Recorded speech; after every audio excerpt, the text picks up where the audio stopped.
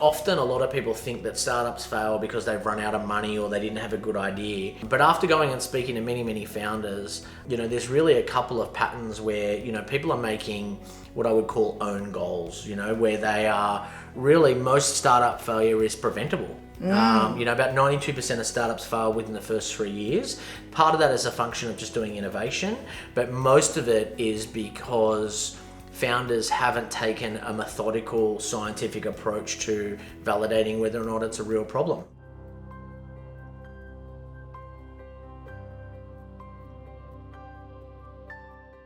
Hey guys, welcome back to my channel, and today's episode I invited Jamie Pride, who I met through a friend, but then he became a client, and then now I just look up to him as this mentor who's done so much, and I wanted him to be here to mentor you guys as well, especially since he's worked for a lot of big companies and started many businesses. So welcome, Jamie. Thank you for having me, Lee. Yeah. So Jamie, let's take people through your career first, and so people kind of get an understanding of your background and experiences in business. I've had a really varied career, actually. So if you want to think about my career in kind of a couple of phases.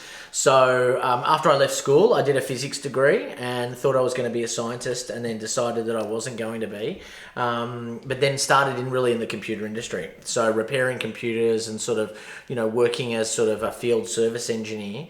And then I was fortunate enough to work for a couple of really large American technology companies. So I spent some time working for Cisco Systems, then Red Hat Software, the open source company, and then ultimately I ended up running the services division of Salesforce.com, based out of Singapore. Then I had an opportunity to come back to Australia to run a company that I hadn't heard of, which was realestate.com.au. At the time? Yeah, at the time. Like I was abroad, and was it already popular here? It was popular, but I just hadn't really heard of it. And so this recruiter rang me up and he said, look, they're looking for somebody to run the Australian business. And I said, look, what the hell, I'll go and try out for the interview. So I flew to Melbourne, interviewed, and was fortunate enough to get the job. And so I ran REA, or realestate.com.au, for a while before leaving to have a career in management consulting, which is something that I always wanted to do. And I had the opportunity to join Deloitte as a partner in Deloitte Digital, and spent some time there. I've had a bit of an entrepreneurial career, but yeah, it's been it's pretty diverse. A lot of people would say that I can't hold down a job. You're meant to be an entrepreneur. So tell me more about some of the entrepreneurial businesses that you've had over the time as well. Yeah, I mean, look, I probably started out washing boats when I was young. That's probably my first entrepreneurial career. I had some scuba diving equipment and decided that I would clean the bottom of boats, and that's how I made my pocket money. Yeah. But my first sort of real business was a business I started in the UK with one of my former colleagues doing project management in the telecommunications industry. And after that, I've probably founded about 6 or 7 different businesses. Some of them have been successful, some of them have been train wrecks, and then everything in between. I've listed some businesses on the ASX, I've sold some businesses, and then I've retired some businesses is probably the best way to put them.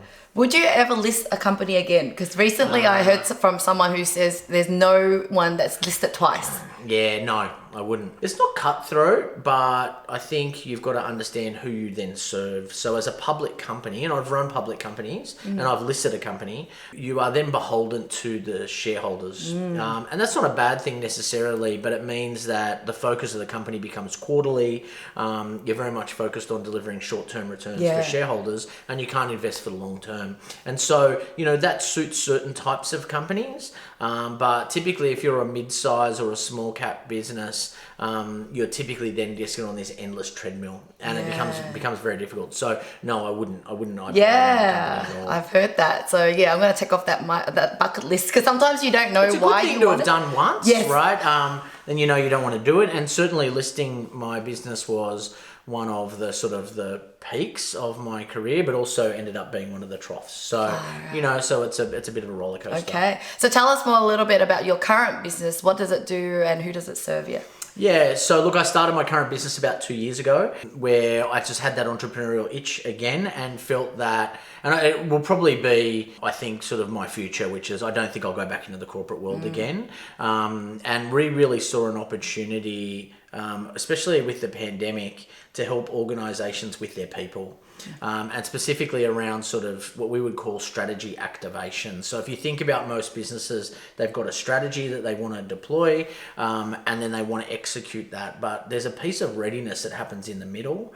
And Humanly Agile is our business, and we're really about sort of making strategy happen. So if you think about our business, it's about sort of designing organizations to really accelerate people's strategy, and also making sure they've got the right people in the right roles, and that people are sort of ready, willing and able. So we're really about sort of helping senior executives to make their strategy a reality. So we sort of sit in that piece in between where we prime the pump and help those organizations to align their people and get them really excited about change. Yeah, because it gets more complicated when the bigger the businesses are, and you work with a lot more like larger businesses, and that's the kind of thing that they need help with, right? Yeah, there's two things that are complicating that. Obviously, as businesses get bigger, it becomes harder and harder to be close to the people. But also, we're now dealing with sort of a very different workplace. So we're dealing with hybrid work, remote work, we're dealing with people who are distributed all over the world.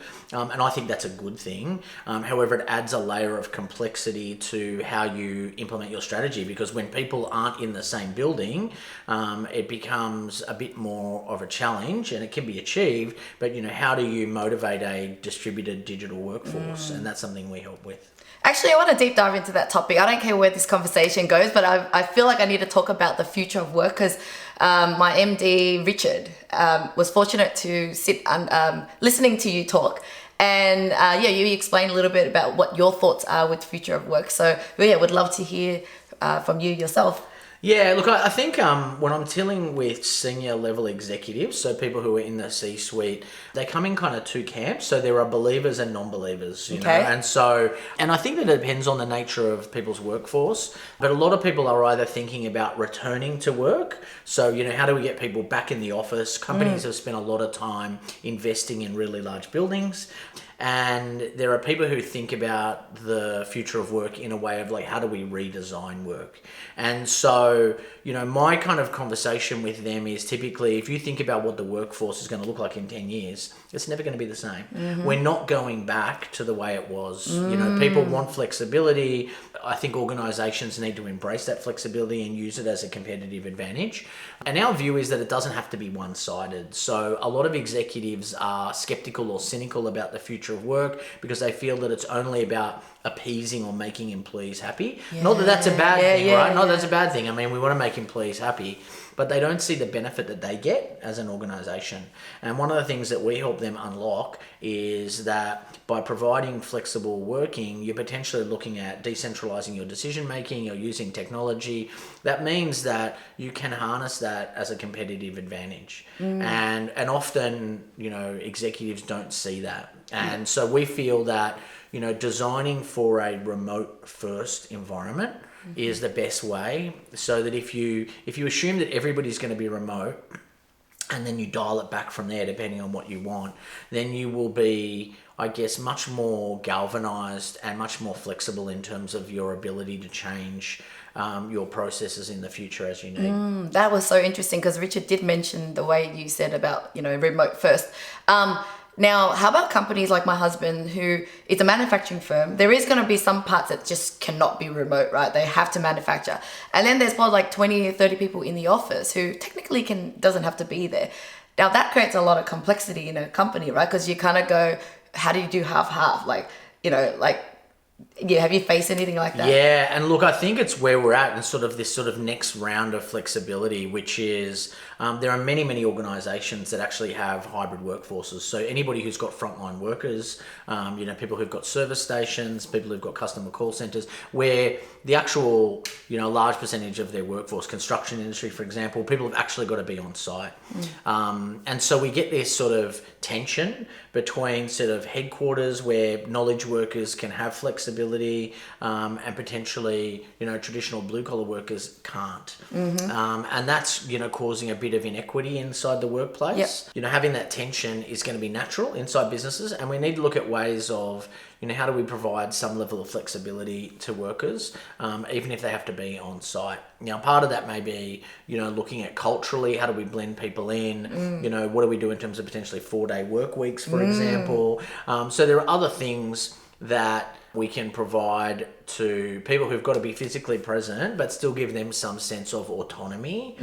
If we look at the work that Daniel Pink did, he wrote a really good book called Drive, which I really recommend. And the 3 principles in that book say that actually what we're looking for in the workplace moving forward is intrinsic rewards, right, rather than extrinsic rewards. And they really sort of fall into 3 areas, which is 1, we want purpose at work. Secondly, we want to have a degree of control or autonomy. And lastly, we want to feel like we're being developed, so mastery. And so you can have all 3 of those and still be in a physical location. So you can still have purpose, you can still have autonomy, and you can still have mastery. You don't need to have remote working or flexible working to still fulfill those needs. So our sort of advice to organisations is to really think through those lenses first, and they're applicable to all employees, and then think about specific programs of flexibility. Yeah, I really agree with that. Now, I always found it so easy for me to run a company where I personally, as a founder, love people, and I can instill the purpose and whatever else, and it makes it easy to flow down. But what advice would you give to some companies with founders who maybe struggle with the people side? They might go and hire someone external, maybe an HR person that loves people, but is it effective still to instill this purpose and thing, but it's not real from the top? It's like... Yeah, the founder question's a harder question to answer, and it's sort of a bit of the elephant in the room. I believe strongly that founders are a critical element of their organization moving forward. So there's sort of this unwritten rule that most founders don't survive like their organization. So in a lot of instances when venture capital comes in, there's always a move to push the founder out, for example. We saw that originally with Steve Jobs at Apple. I've experienced that in some of my own organizations.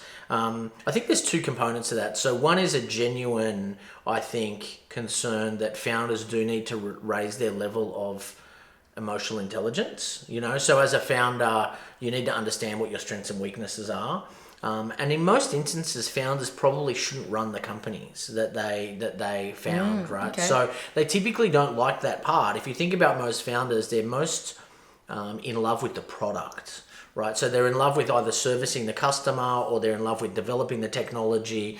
They don't really want to administer and run the company, but they feel a sense of obligation that they must, right?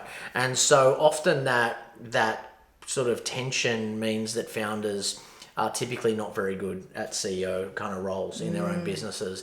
And so the ones that are more mature typically find and associate themselves with a team that fills those gaps in for them, and they find a role in the organization that really embraces their talents, their strengths, and their preferences.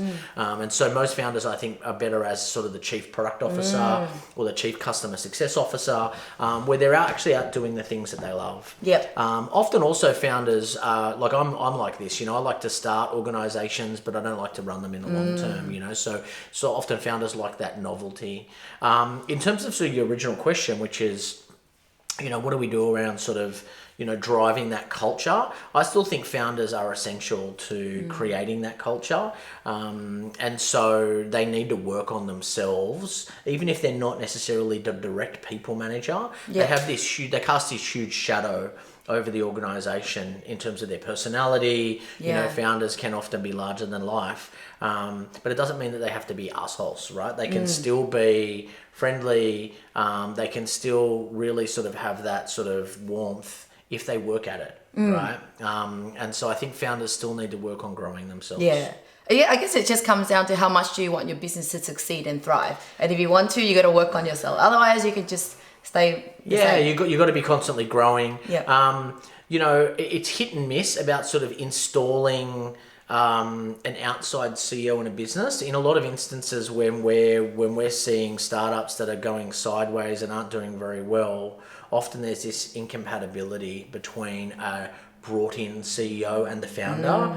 And so that transition and selection is really, really important. And you need to choose somebody who's going to be respectful to the founder. You've got to have a clear view of what the founder's going to do in terms of their sort of future. And they've got to be willing to let go. Yeah. Because it's also really terrible if you've got a CEO in the business and you've got this founder lurking around and they're constantly, undermining you, etc. So you've got to choose carefully, and that relationship's got to really, really. Yeah, because I've seen circumstances where you could give the power too much to a CEO and they could ruin the business because you weren't there. So as a CEO role, when you hire people, you never really know how good they are until they hired and they're running the business. When you're hiring a CEO, is there any advice around that? Like, do you still have to plug them in straight away as a CEO and then just hopefully you get the best of it and then you just sack them? Or yeah, look, look, I don't know if there's any perfect answer to finding any talent generally. One thing I would say is I'm a big believer in hiring really slowly. So that means, getting to know somebody over a long period of time, understanding what they're like under different circumstances. So how do they react under pressure? How do they react when things are going well? I also think it's not a bad idea in larger organizations to bring that person in as a COO first, right? Yep. Almost as an apprenticeship. Yeah. So where they can Good work idea. underneath the CEO. And you can kind of build trust, right? All of this comes down to trust. Yeah. In a lot of instances, it's usually not about competency. Yeah. Most people who you can hire are going to, if you're doing it right, will have the skills they need. They just won't be a fit, right? And so you'll find that people will clash, or they won't be a cultural fit for the business. And the way to mitigate that often is to put them into a interim CEO role, a COO role. Give them 6 months of sort of finding their feet and then promote them into the CEO role when the founder trusts them more and they've proven that they're a bit more of a cultural that's fit. right. Time will tell. Time will tell. So I'm just curious, with all your experience working in big organizations, and they're big and they always continue to grow, and now you've been in startups and smaller business, what can us smaller people learn from big businesses? Yeah, not a lot. Do we need more money? Well, I think there's an optimal size. So firstly, I think things that are really important for me is that, growth for growth's sake is a waste of time. Okay. So often we're chasing growth where actually we may not need that, right? I think it's important as a small business to think about supply and demand, right? So you want demand for your services to outstrip supply all the time. And what happens is with a business that's growing, demand will increase, and then you increase supply to meet demand, and you find equilibrium, and then you go and you keep going. Climb slowly. But I would say you always want an imbalance, right? Because then you've got choice. So if more people want your services than you can supply, then you can say no to people, right?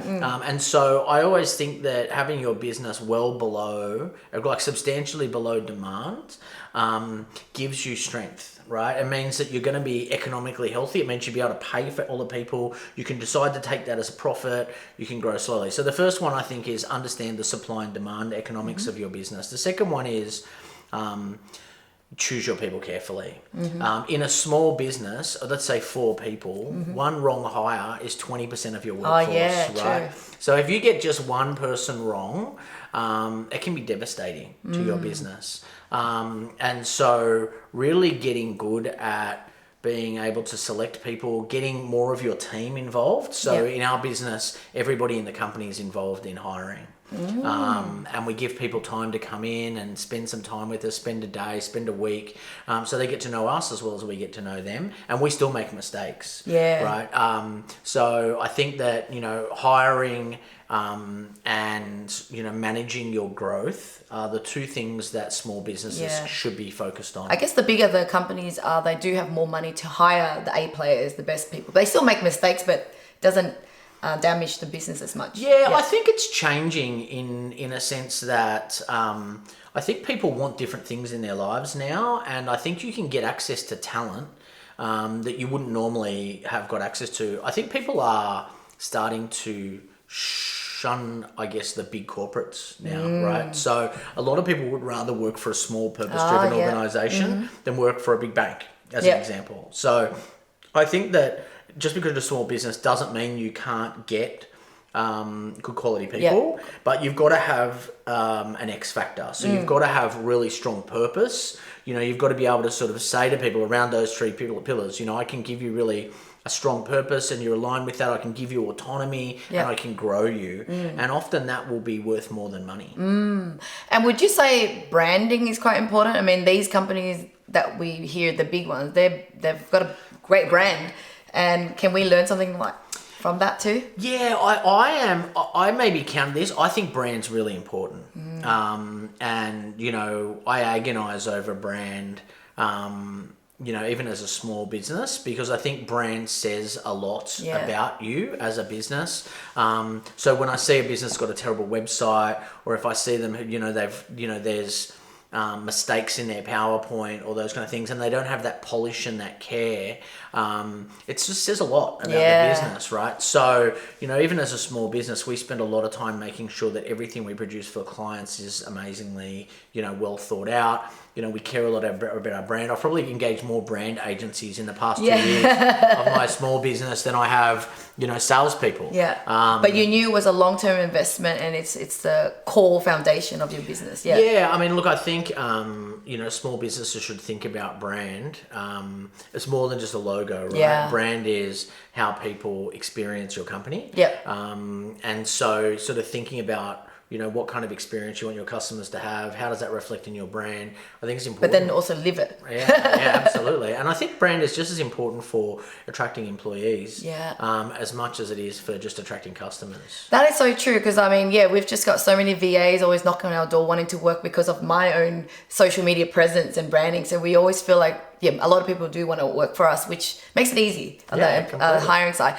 Well, I know we can't talk forever, but I did wanted to touch base on your book that you wrote, The Unicorn Tears. Such a great title, by the way. What inspired you to write that book, and what is it about? I wrote that book a couple of years ago, and it was a result of me sort of seeing, probably more than 500 startup founders over the course of my time, and looking at what patterns made them successful or failure.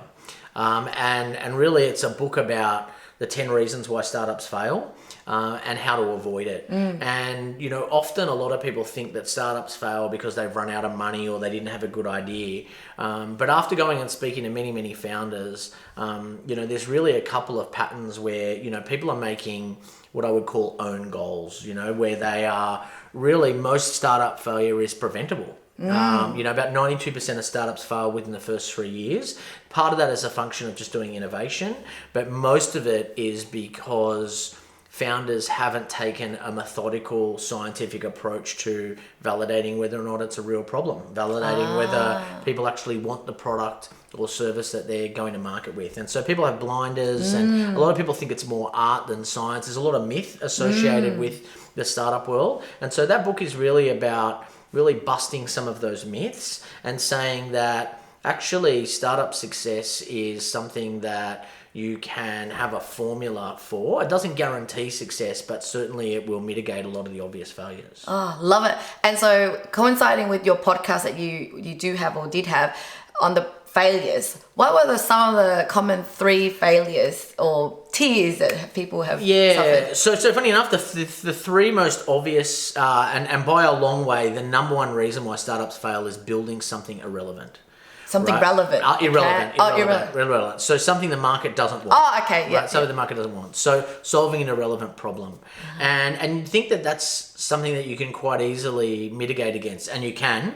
But often you get this sort of confirmation bias or reality distortion field where founders think, I've got the best solution ever to this problem, and the market just says, no, we don't want to buy it. Right? So validate it first before you invest a lot of time in it. And get some paying customers. Yeah, and look, I'm the entrepreneur in residence at Western Sydney University, and I spend a lot of time with startup founders, and I just say, look, problem validation is probably the one thing that will make you successful. Now, a lot of people go out and kind of do that half-heartedly. There's a great book on that if you want to read it. It's called the MOM Test, MOMTEST, which is how do you validate problems. It's a really, really good book. Yep. The second reason why startups fail is founders fighting amongst themselves. Oh, by themselves? So typically two business partners. Two business partners, yeah. And they typically disagree on, you're doing more work than I'm doing. Oh, yeah, I've been through that. It's horrible. And so before the business can even be successful, you've got two founders fighting over the dead body of the business, right? So that's the second reason why founders, and so choose your co-founder wisely, almost more than your partner, right? I mean, it's almost like getting married. So choosing your business partner wisely and slowly, and then actually you've got to have a prenup. So having contemplating the divorce, even if you're not going to get it, is probably the best way to think about that. You know, everybody's got a shiny, happy honeymoon phase, but often there will be disagreements, and actually having a view on how you're going to have those disagreements. I'm a believer sometimes you don't even need a business partner in a lot of instances. So choose those carefully. And then lastly, it's investors and founders arguing. So the three ones are really... So the moment you got money in, that's when things can get quite complicated. Absolutely, right? So, you know, if you think about it, solving a relevant problem and not validating your problem, arguing with your co-founder, and then arguing with people who put money in your business. The minute you take external money, you've essentially got this obligation or commitment. Now, if those people have values that are misaligned with you, like they want their money out sooner, or they want to have a hand in the business, like all of that money doesn't come for free, right? It comes with strings attached. And you just got to work out, can you live with the strings and what are they? And so I see a lot of tension where founders and the people who put their money in are completely at odds. And again, they destroy value in their businesses because they can't agree on, you know, the investor may want to run the business, or they disagree with what they want to do, or they want their money out sooner. But they're the three big ones. They're the three big ones. Yeah, I was advised earlier on about investments that if you need the money, you might as well go to the bank and try to borrow it yourself. But then, otherwise it can get really, really complicated. The best venture capital is one that you create yourself, right? So profit from your business is the best way. And then, look, I think any other form of capital is better than venture capital. Not that I think venture capitalists are bad, but often, you know, their desires for the business, for growth, etc., may not be the same as you, right? And so that tension is just not necessary. If you can borrow the money, it's probably better. Because the other thing that I just came to realize is sometimes, you know, what we hear on the news and all these other successful entrepreneurs are, you know, going on Shark Tank, getting investment, and you kind of set a bucket list for yourself. Oh yeah, I want investors, or I want to publicly list my company. But somehow I just get the right advice at the right time, because I was talking to some venture capitalists, and this girl says, okay, so I asked, like, should I be like a next Canva and get investment and publicly listed or whatever? And she goes, depends on your lifestyle. Are you willing to sacrifice your lifestyle and just hustle and, you know, like grow it really fast? Or do you like that? Do you see your business as a lifestyle business where you just want to have a good time and freedom and still make enough? I said, oh, that. And she goes, well, then don't do that. So how important is it to kind of ask yourself clearly, what's your ideal? What is business for you? What is success for you? Yeah, I think there's 2 points there, which I think is really important. So the first one is, I think that everything that is a lot of the media reporting around the startup industry is distortion, right? So we see, you know, these people raised this much money, Canva's worth 50 billion, etc., etc. Firstly, they're really rare. Right? They're only reporting on a very small amount of business success. They're not reporting on the tens of thousands of businesses that went under, right? Or all of the arguments. They're only really reporting on this small slice of positivity. And then you see all of the, you know, Instagram, etc. And, you know, I think there's this statement that says that comparison is the killer of joy, right? So, you know, often I see founders comparing themselves and they go, oh, everybody else is raising money and their businesses are killing it. And I'm like, no, they're not. No, they're not. They're not killing it, right? Right? Most people are, you know, having a lot of suffering. So, you know, it's like, you know, the revenue, but what's their cash? Yeah, exactly. It's not all roses, right? So that's the first one.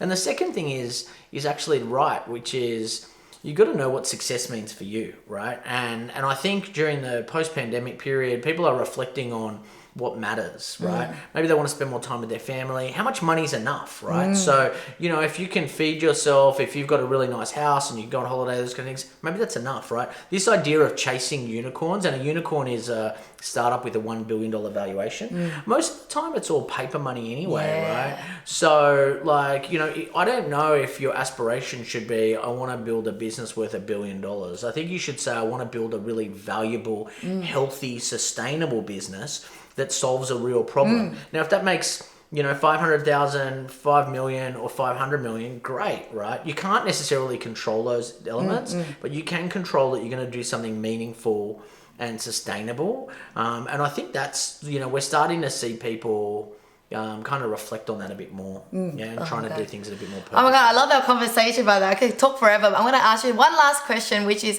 2023 is around the corner.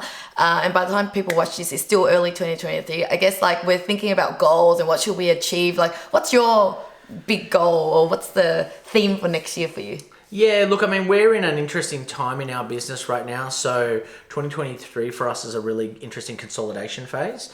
So, you know, we're really trying to get, I think, a bit more well known for what we do. So rather than saying we're going to get bigger, you know, I think we'd like to become experts in a particular area. One of the things I think we're really focused on at the moment is positioning and being really known for one thing, right? So that's something that we're working through. So we want to produce a little bit more thought leadership. In the consulting world, everybody says they can do everything, right? But we're really starting to focus down on a really an area of expertise, and so next year for us is sort of consolidation, and then we'll grow into the I like that. I think I'm going to rip that off for myself as well. Well, thank you so much for watching, guys. If you have any questions for Jamie, let us know in the comments, but we can find you all across LinkedIn. LinkedIn is probably the best, and then jamiepride.com. jamiepride.com. So see, I told you he's awesome. He's got so much information. So thank you so much, Jamie, for being here. My pleasure. Thanks, Lynn. Bye.